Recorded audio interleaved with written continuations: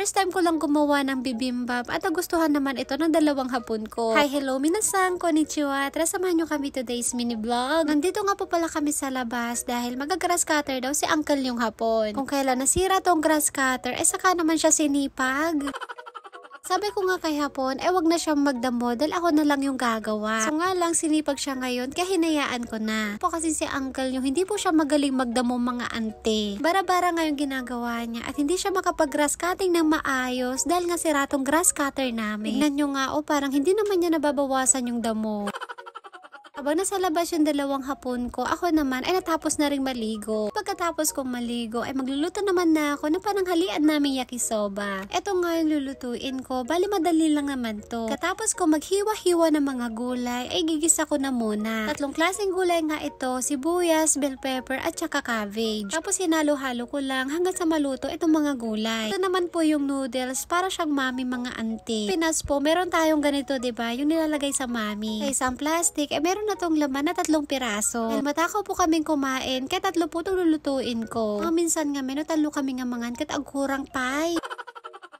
At pagkatapos ko mapag-iwa-hiwalay itong mga noodles, ay nilagay ko na rin dito sa kawali. Tapos kapag okay na po, ay pwede na nating ilagay itong yakisoba powder. Ito mismo ay magbibigay lasa dito sa niluluto ko. Itong nilagay ko ay kasama na ito dun sa plastic. Dahil 3 plastic yung nakalagay sa supot, kaya 3 rin tong seasoning niya. Wala na pong ibang idadagdag dito, bali yun na po yun. Diba, napakadali lang, hindi mo na kailangan maglagay ng kung ano-ano pa. And that's it po, tapos ko na nga pong lutuin itong pananghalian namin. Alam nyo po dati, nung bago pa ako dito sa Japan, ay ito po yung pagkain na kauna-unahang natikman ko. Doon po kasi sa umisin namin, meron po silang binibentang ganito. Unang tikim ko, ay napakasarap pala mga auntie. Para ka lang naman kumakain ng pansit kanto na hindi maanghang. Ang alam ko nga dati, ay napakahirap lang nitong lutuin. Pero hindi pala, dahil napakadali lang. 1 minuto lang, ay tapos na kaagad itong lutuin. Natapos ko nga po palang magluto, ay tinawag ko na rin po yung dalawang hapon ko para kumain.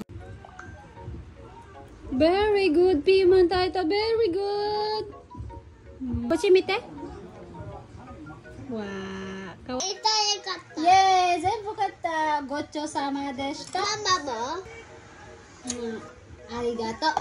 Stress naman po ng tanghali habang nag-e-edit ako ng mini vlog namin. Ito naman si uncle nyo ay naglilinis ng sasakyan niya. Pagkatapos niya maglinis, tinawag niya nga tong si Kenshi na magpagasolina daw sila. Sinasama nga niya ako kaso ayoko sumama dahil nag-e-edit ako ng mini vlog namin. Sabi ko silang dalawa na lang yung pumunta. Saglit lang naman po sila, wala pang 20 minutes.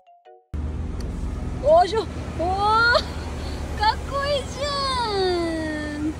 Ine, kawaii dyan! Bye-bye. Kasi din na, bye-bye. Tachi. Guys, kita yo. Kakoy dyan.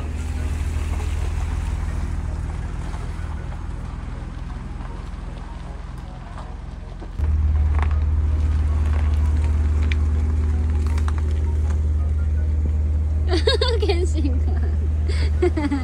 Kensing ka nga, Kairi. Do. Diba sabi ko sa inyong mga auntie, ilang minuto lang ay nakabalik na sila kagad. Ang mga nagtatanong po, yes po, 2 po yung sasakyan ni hapon. Nakikita niyo pong laging nakapark mga auntie dito po sa tabi ng bahay namin, sasakyan niya po yun. Yun po yung sports car niya na mahal niya. Hindi nga po niya yung ginagamit dahil ayaw niya magasgasan.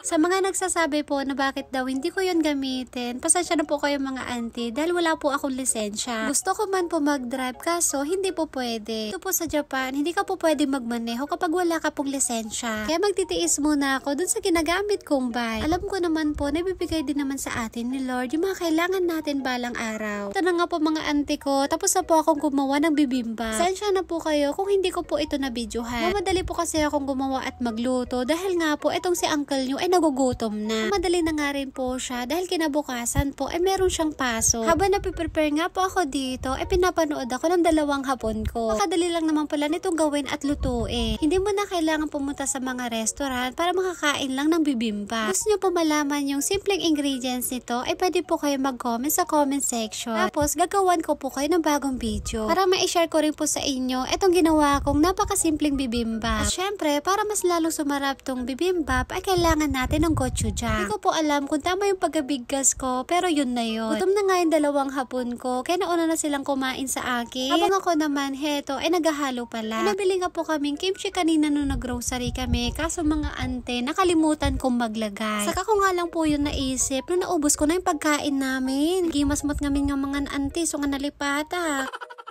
Sobrang sarap ng ginawa ko ay naubos namin. Kaya siya naman ay hindi niya naubos yung mga ibang gulay. Yung sa akin naman ay simot na simot. Hindi halatang hindi ako gutom mga ante.